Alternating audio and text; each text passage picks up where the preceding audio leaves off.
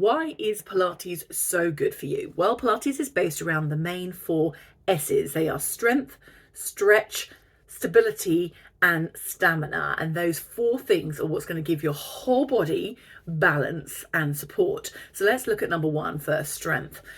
Strength in Pilates comes from an internal place first. We work very much inside, outside, and that is super important and unique to Pilates. Mostly people go to the gym and do workouts and they work on their external body. One, because it's easier to do big muscle groups like bicep curls and squats and lunges for the lower body. Two, they burn calories and that gives us a quicker kind of weight loss if that's what we're looking for.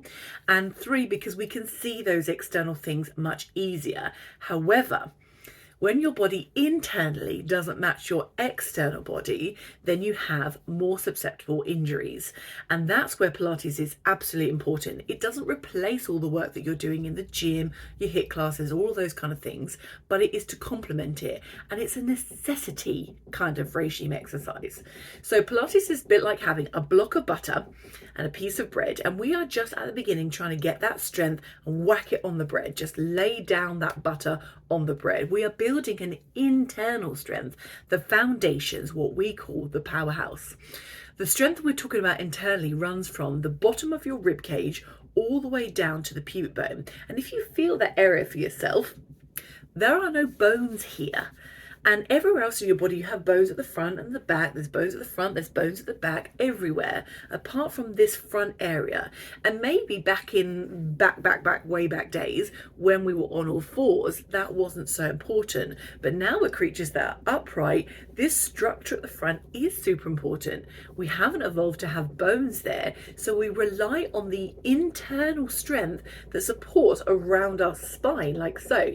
Here's the strength, here's our spine, and it hugs it a little bit like sometimes if you've seen a baby new tree with that little cage around it. That gives that structure some support. So your spine will have an internal structural support to it that supports the spine, the lower back, all of the joints, that's your hips, your knees, your ankles, and everything above it, shoulders, neck, so on. And of course, all your vital organs that are located inside this abdominal area. So strength is the most important thing, first of all, but internal strength. It doesn't matter if you've done other exercise regimes, if you've done yoga before, if you've done strength training, whatever, you are still learning how to work very differently.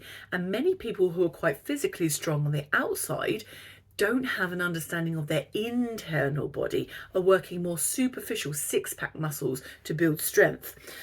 So internal strength is where it's at. And if you've seen in a recent article with Jodie Comer, the actress, she said that she's done lots of different training programs in her life, but it was only when she started doing Pilates that she realized and understood how the body is supposed to move. Your arms, your legs are integrated into your shoulder sockets and up into your hip sockets, and they all connect and integrate into your center. So when the body has strength internally, it supports all of that midline of the body and it gives something for your arms and your legs to sit in too. Without that, then the body in the center tends to fall apart, maybe falling forward or backwards or even sideways or even into a bend, and that will have a knock-on effect to everything else around it. That's why often you might go to the osteopath with, say, a shoulder issue, and they won't just fix the shoulder, but they'll look at the structure of the spine and notice that you're a bit wonky donkey, you're a bit weak perhaps in your core support, and when that is supported, then that actual shoulder issue will go away, won't be there in the first place. It's not being troubled and aggravated. So compensations can happen through a lack of internal strength. Number two, stability. Well, stability comes from getting strength. Stability is basically having that little support that we talked about. So that support can be around the spine, but it also be around, say, your wrist joints, your elbow joints, your shoulder joints. It's giving that support structure. When we age, we lose collagen. When we age with women, we decline in estrogen, and those kind of things, those natural kind of changes in our aging process does lead to less support structures for our joints. So it is even more important to think about an internal structure of strength to give us that support that we need, stability. Stability is not the same as fixing the pelvis. Some styles of Pilates may focus too much on stability, i.e. keep the pelvis absolutely still as you lift one leg up, don't move the pelvis. That's not ideal because the body is the body that we have. We may have had a little wonky donkey body for a while, and it's not good to really fixate it and be rigid like that and lock it into place. We're not honing in on cues of locking the ribs together, knitting the ribs, or anchoring the pelvis until it's absolutely stable. It's allowing the body to move, but with a sense of more stability. When you build an internal strength, it will give you that support, that stability to the joints. And that means particularly in areas through the neck and the lower back where the curves go inwards, we have much more reduced natural curves here that sometimes as our bodies become aged or giving in to sedentary lifestyles or this kind of text neck thing, these curves get exacerbated and we have less support to them because they're becoming more increased in their arch. We actually want to bring that back, add in a bit of support so these curves that go in have got their natural bounce factor, shock absorbing factors. That's why they're a curve in, but with some support and with some stability. It's like if you've got a weak ankle and you trip over, your ankle goes. That's from a lack of stability, and that could be an injury that you've got has twisted the ankle. It could be the start of things becoming less stable through less core support, less joint support and stability. So stability you'll get through having more strength. The third thing, stretch.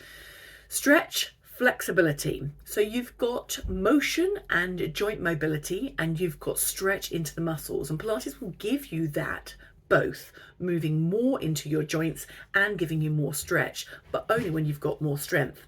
And then lastly, we're focusing on the idea of stamina. Stamina is the fourth S, and stamina is something that you will get out of Pilates when you've been working a lot longer.